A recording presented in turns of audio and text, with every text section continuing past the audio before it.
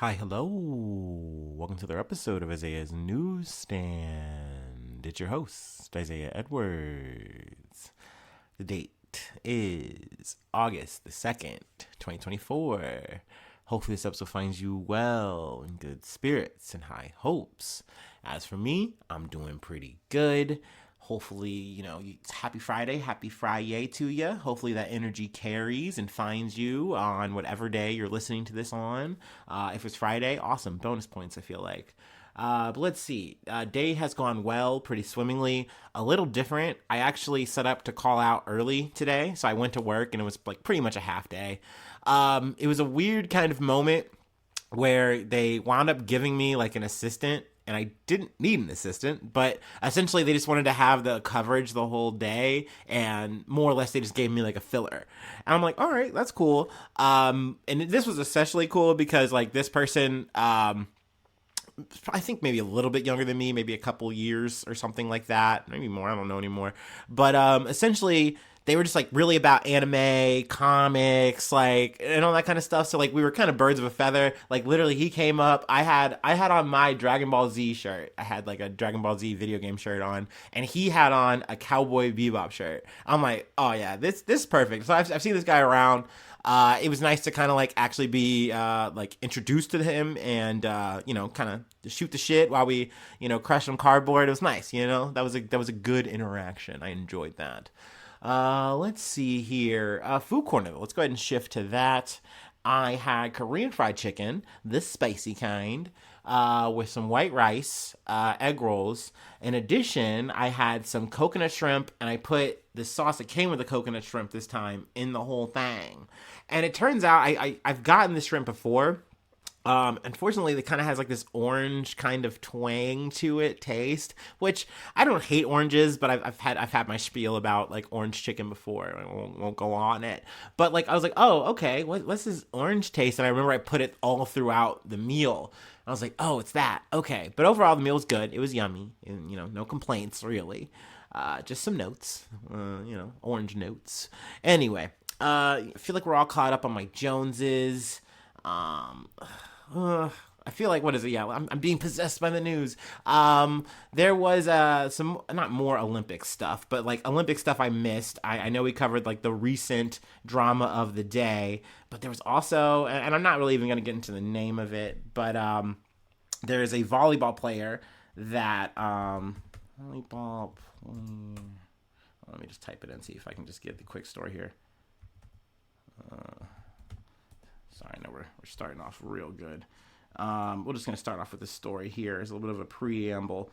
Not very tasty. And then I'm going to do my startup. But convicted child rapist athlete booed at Olympics beach volleyball. So this was another controversial story. I would say this is definitely way more relevant and problematic that this guy is allowed to just compete, show up. Like you would think a guy like this would just still be like locked up and like not see the light of day. But just a quick run through here. I literally just said ad-lib. Let's just throw this in. A convicted child rapist and registered sex offender was booed by spectators as he competed in beach volleyball at the Olympic Games on Sunday. Steven van de Velde, a Dutch beach volleyball player on a team ranked 10th in the world, was sentenced to 4 years in prison in 2016 after pleading guilty to raping a 12-year-old schoolgirl he met on Facebook. So that's gross. That's very unfortunate. But yeah, I mean, motherfuckers care more about what's in somebody's pants than they do this, which I thought was strange. And also, like, opening ceremonies that are like, oh, what are you doing with my religion? Oh my gosh. Like, yeah, anyway. So let me cover that. I'm gonna get that out of the way. Let's go ahead and do our startup, and I'll get back to what I was planning on covering. I just literally was like, you know what? That's been on my head to cover, and I keep forgetting to, or like I keep downshifting the story because I'm like, I know it's already been covered, but like, no, like I want to try to get all this shit in as much as I can, All right, so yeah, let's go ahead and do our startup, and we'll get back into it. Sorry about that.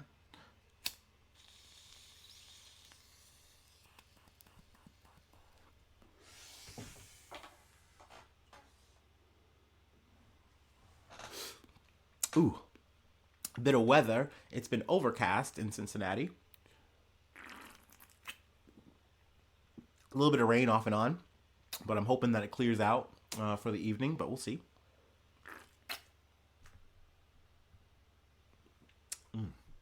Yummy. All right. From ABC News. This is a story I actually picked up listening to Start Here, which is like an affiliate podcast to ABC News. From hope to heartbreak. Families allege surrogacy escrow company stole millions. Jenna and Roy Copeland had big plans for their first Saturday of summer. And that's the family I have in the highlight, thumbnail, whatever. The Georgia couple had organized a gender reveal party for their first child, a baby girl being carried by a surrogate in a neighboring state.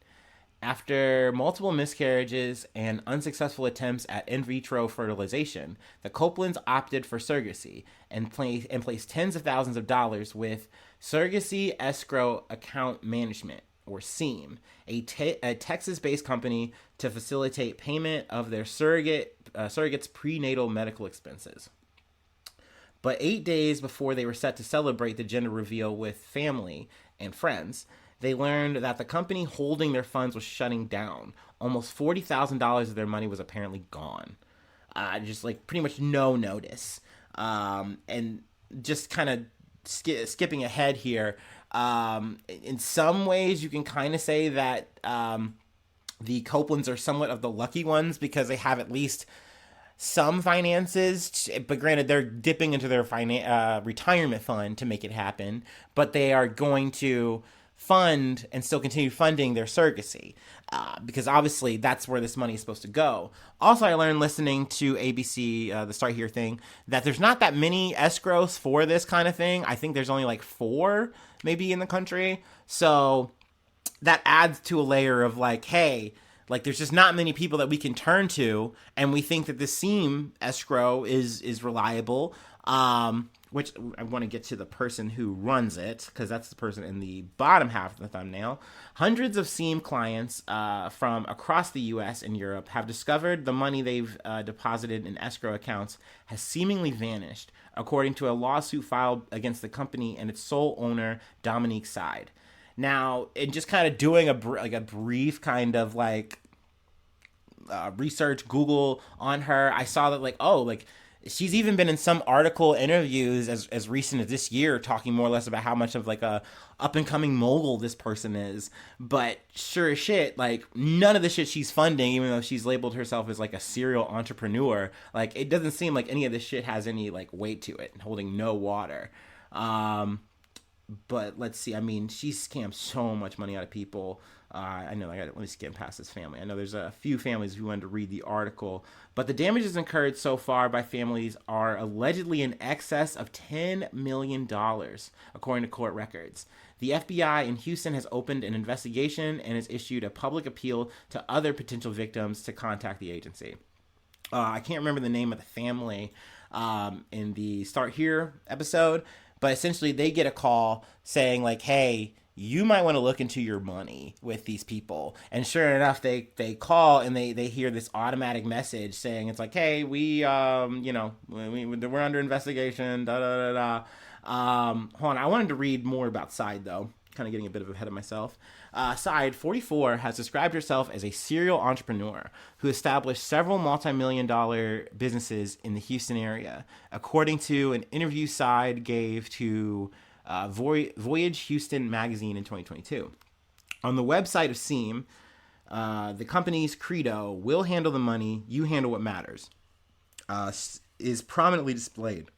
Excuse me, I kind of burps coming. There it was. Side's bio, which is no longer accessible on the site, describes her as a former surrogate who saw SEAM as a chance to help hundreds of people create the families they wanted. Way more than could be done through a surrogacy alone, which makes sense. I don't obviously know a ton about this. You know, I've seen a little bit of a crash course.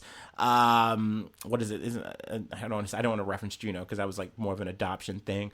But like essentially, these things are kind of handled or they can be handled in a very loose way, and you would prefer not to have it be so like, I don't want to say under the table, but just unregulated, you know? So you have your money through an escrow, you know that this is safe on both ends, as a surrogate and as the family. Like, you're not going to get shortchanged as a surrogate, and you're not going to hopefully have someone run off with your baby as the family. So this is supposed to be the middleman that you need and can rely on. But in addition to her role as CEO and owner of Seam, Side is a musical performer and has launched more than a dozen of other business ventures, according to the corporation's records in Texas and California. Her company's past and present have included a private alternative school, a vegan grocery store, a vegan fashion line, a property company, and a music production studio. Now, I wonder if the production studio is also vegan. I feel like I mashed that when I initially first heard it. I don't fucking know. But like, imagine you're the family now, one of these families who have invested in Seam, and now you know your money's gone, and now you're maybe you're going through all this history and you're looking this shit up because I imagine you have questions, you have thoughts, and you're seeing that this is probably where your money has gone, to these fucking ventures that has probably not made any kind of money. They haven't made any kind of profit. They're just fucking just things for her to do. And you see her in her fancy outfits and attire. You see her like on these cool, dope vacations, and you have to think that's probably where my money went. And that's so fucking crushing. Like, I've covered some scams. I cover a lot. I know recently we've covered some where, like, you know, at least one or two where it's like, okay, we say, like, oh, the victim is the government or whatever. I'm less like, I'm not wounded over that. But something like this is definitely sad as hell because, like, there are people who put their whole lives on the line to try to have this chance at making a family or expanding their family. And this is setting that back, you know? So yeah, it's definitely really fucking unfortunate. And we're going from this story to another story that's not so great. So, you know, buckle up. From the Associated Press. Investigation finds at least 973 Native American children died in U.S. government boarding schools. So a little bit of a history here. At least 973 Native American children died in the U.S. government's abusive boarding school system, according to the results of an investigation released Tuesday by an Interior Department released Tuesday by Interior Department officials who called on the government to apologize for the schools. The investigation, commissioned by Interior Secretary Deb Haaland, found marked and unmarked graves at 65 of the more than 400 U.S. boarding schools where Native American children were forcibly assimilated into white society. The findings don't specify how each child died, but officials said the causes of death included disease and abuse during a 150-year period that ended in 1969. And this is something that, you know, we haven't as a country, as a government, and none of the administrations have come out and said, oh, this is the thing that happened, we're sorry. The findings follow a series of listening sessions held by Holland over the past 2 years in which dozens of former students recounted harmful and often degrading treatment they endured at the hands of teachers and administrators while separated from their families. The federal government took deliberate and strategic action through boarding school policies to isolate children from their families, deny them their identities, and steal them from the languages, cultures, and connections that are fundamental to the native people. Holland, a member of the Laguna Pueblo tribe in New Mexico and the country's first Native American cabinet secretary, said in a Tuesday call with reporters. Which I imagine this is something that they are very passionate about, but it would have to just be like so fucking hard.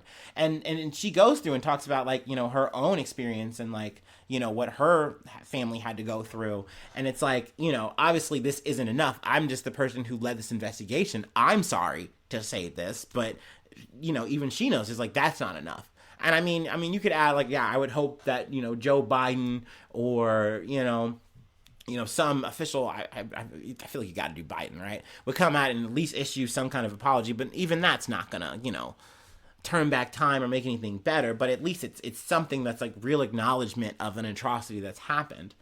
Let's see here. I'm going to read a little bit further. In their initial findings 2 years ago, officials had estimated more than 500 American Indian, Alaska Native, and Native Hawaiian children died at the schools. The federal government passed laws and policies in 1819 to support the schools, which were still operating in the 1960s, which is crazy. They were operating for that long. What the fuck? I did want to read just a bit from Donovan Archambault, who is 85.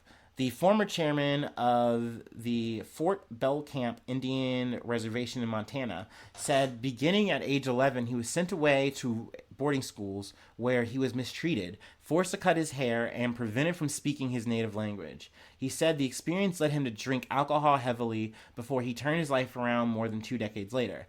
He never talked about his school days with his children until he wrote a book about the experience several years later. So, I mean, it just really kind of goes about just the trauma that an individual can go through, where it's like, it just was so intense and so packed in that I just really couldn't talk about it to anybody. And, thank goodness that he was able to, have a medium to really get that out and to really tell his story about what happened. But yeah, I mean, and he also is a person who goes, to quote him, an apology is needed. They should apologize. And I think that, yeah, that is at least the bare minimum. It also is something to add, too, that the school, similar institutions, and related assimilation programs were funded by $23.3 billion in inflation-adjusted federal spending, officials determined. And essentially, they were opposed with the creed or campaign to civilize indigenous students, according to a new report. Which doesn't surprise me at all. It's like, hey, like, we're here, we're in charge, we gotta fucking cook these people. And what I mean by cook is, like, culturally cook. Like, we gotta erase what they are and make them more like us. That's what needs to happen. That is the most efficient way to kind of rid ourselves of what I will quote unquote here, the Indian problem. Like, and that's a fucked up way to start a fucking country, right? But I mean, that's good old US of A, baby. And it's also something to add, too, that I'm kind of skimming past. Like, they use these children the same way you would use a fucking slave, the same way that they've used countless immigrants who've come to this country. And it's like, hey, we are going to make you work the land. We are going to make you farm. We're going to make you bricklay, do all this shit. And you have to remind yourself that these are people that they were here. They are indigenous to this land. And it's like, we just flipped it and reversed it on them, And that is how we got started, baby. So yeah, I mean, let's just, let's get out of the Wayback Machine. I know I didn't tell you that we were here. That's how you get here sometimes. Let's just take it to the present day. Let's go. I want to get out of here before I start, like, crying and shit. The Associated Press. Boar's Head expands recall to include 7 million more pounds of deli meats tied to listeria outbreak. So yeah, Listeria Gate's happening, a little bit of an update. The popular deli meat company Boar's Head is recalling an additional 7 million pounds of ready-to-eat products made out of a Virginia plant as an investigation into a deadly outbreak of listeria, food poisoning, continues. U.S. Agriculture Department officials said Tuesday. The new recall includes 71 products made between May 10th and July 29th under the Boar's Head and Old Country brand names. It follows an earlier recall of more than 200,000 pounds of sliced deli meat, or sliced deli poultry and meat. The new items include meat intended to be sliced at delis, as well as some packaged meat and poultry products sold in stores. They include liverwurst, ham, beef, salami, bologna, and other products made at the firm's Jarrett, Virginia plant. The recalls are tied to the listeria, yada yada. Killed 2 people and sickened nearly 3 dozen people in 13 states, according to the U.S. Centers for Disease Control and Prevention. We've covered this before. That's kind of what I wanted to fast forward that a little bit. Sorry. But yeah. So I mean, if you have this kind of meat, you should throw it out or take it back to the store, get your little refund. Because obviously you don't want to get listeria. They do list the symptoms here again. I'm not going to go over them. But yeah, they're still not good. So yeah, you don't want to get them. This has definitely got me because this is like my meat bye week. So I'm kind of like, I don't want to get fucking sick, yo. But I know that in the previous article, we talked about how, like, overall, most of the packaged meat is okay. But, then now we're talking about the Boar's Head. And I get, like, cheaper shit than Boar's Head. So who knows, knock on wood. Hopefully we're all going to be all right. I don't get listeria. You don't get listeria. Let's just not get sick, yo. Anyway, let's close it out. We have one more story to cover. It's drug related. It's cop related. It's international. So yeah, there you go. A little bit of hints I'm dropping there. Let me go ahead and take my last break, and we will close it out. Also, am I using the word international wrong? Who knows? Probably. But, like, it's international me from fucking Podunk, Ohio. It feels like this is an international story. Anyway.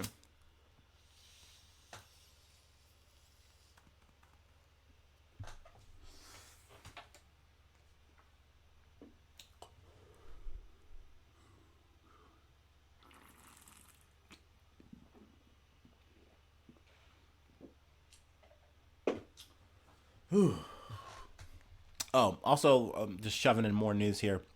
Um, Kamala Harris officially secured the Democratic nomination. I'm not surprised. That's why it's like not really a story to me. But, that was making rounds today. From the Associated Press, former Honduras National Police Chief gets 19 years in U.S. prison for cocaine distribution. The former chief of the Honduran National Police was sentenced Thursday to 19 years in prison after he pleaded guilty in a conspiracy to protect shipments of cocaine destined for the United States. Juan Carlos Bonilla Valladares, 64, better known as El Tigre, or the Tiger, was a member of the Honduran National Police for decades before becoming its leader for a year in 2012. He rose to power by enabling cocaine trafficking on a massive scale and using violence, including murder, to protect the drug trade, prosecutors said in a presenting brief. They had asked that he be sentenced to 30 years in prison. I don't know. I feel like 20 is good, but I mean, maybe the devil's in the details here. Let's see. I do love this, though. This is my favorite. It definitely gave me a little bit of a little laugh. In a brief by the defense, attorney Donald Vogelman requested a sentence of 10 years in prison. He wrote that Bonilla Valladares was not always involved in illegal activities, and that although he admitted his guilt in a drug conspiracy, he adamantly denies being involved in any of the murders. So I love the idea of like, look, dude, he's like a halfway crook. Like, all right, like he was good some of the time. All right, he had his good moments. He was a good police officer, a good police chief, like some of the time. And like, sure, other times he made mistakes, but like, bro, like, this is corruption. You can't do this. Like, it's not okay. Like, that's a weak ass defense, in my opinion. But I also get it. Like, this guy's dead to rights. Essentially, like, this was a whole investigation. They had the president and I think like the brother of the president, and they were done up. They're going to fucking jail, and they know that's like, we have you too. Like, we have you on the hook. So it's like, we don't even need you because you're not the top guy. We got the president, and now we're just getting you. So it's like, we're not going to plead with you, really. Like, you're going to get what you get. So, I mean, essentially, he's probably should be happy to get the 19 years, just by him being 64. The lawyer added, though, that his client was in poor health and will be a marked man if he survives incarceration in his return to Honduras. And it's like, okay, dude, well, then this is the fucking penalty of being a halfway crook, dog. Like, you were a police officer. You're supposed to be protecting and serving. And if you can't do that, then you should have been out of the goddamn job. So, I don't know what to tell you. Like, now you're caught. Like, sorry. Let's see here. What else did I really want to pull from here? Let's talk about the other part. He was arrested in March 9th, 2022, after he was labeled by U.S. prosecutors as a co-conspirator of former President Juan Orlando Hernandez and the president's brother, Tony Hernandez. Prosecutors said prior to his sentencing that the brothers were the powerful political allies of Bonilla Valladares. So, excuse me. That's what I mean by, like, they just had him dead to rights. Like, I feel like usually in these kind of deals, if they think that maybe you have some innocence that you could plead, or maybe they need you, they might hit you up first and see if they can make you flip, and then they use you in a testimony or whatever, and that's how you get a lighter sentence. In this situation, they didn't need it, and they feel like you're equally as culpable, which I fucking get. So, yeah, sorry, dog. Sorry your little halfway crook theory doesn't really work out here. I don't know why I'm so, like, just stuck on that. I just found that so fucking funny.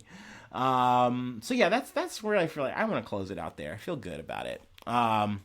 Let's see. If you'd like to help out, support the effort, you can become a newsie today. Patreon.com/Isaiah News. Three ways to hit me up: IsaiahNews1@gmail.com. Feel free to follow me or the podcast on any of the socials. Hopefully subscribe to the YouTube. I think we're sitting at 77, so that's dope. We'd love to see that. Actually, it's funny. We have 7 more subscribers there than I do fucking Spotify followers, which I feel like that's like kind of my main flagship platform, kind of where we like, that's the hub. So I mean, hey, I mean, we're hitting positive on that, we're hitting plus on that, but hey, I would like to get both of those numbers up. So I mean, Spotify followers, listeners, heed the call, hit the follow button. You know, it also, not only does that help me out, it also, if you do like this whole experience, me fumbling around and whining about life and news and shit, like, it keeps you posted with those Joneses. Because I know I try to keep a schedule, but it varies on the time of the day when I'm gonna, actually hit. But it'll let you know, so you do that. It helps. It's a win-win for everyone. Helps everyone out. Let's see. Back to the YouTube though. Hit the like button. Leave a cool comment. Sharing's caring. Let's see. Thanks so much for tuning in. Thanks so much for being a friend. And hopefully I see you soon for some more good news. I love you. Bye-bye. Mwah.